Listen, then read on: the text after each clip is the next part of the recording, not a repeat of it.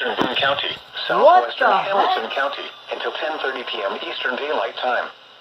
At 9:42 p.m. Eastern Daylight Time, a severe thunderstorm was located near Brownsburg, or 15 miles west of Indianapolis, moving northeast at 50 miles per hour. Expected hazards include 60 miles per hour wind gusts and quarter-size hail. This is a radar-indicated threat. The following impacts are expected. Hail damage to vehicles is expected. Expect wind damage to roofs, siding, and trees.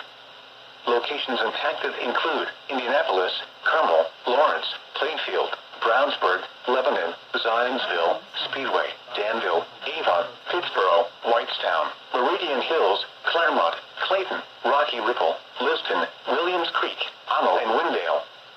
This includes the following highways: Interstate 65 between mile markers 110 and 138. Interstate 69 near mile marker 200.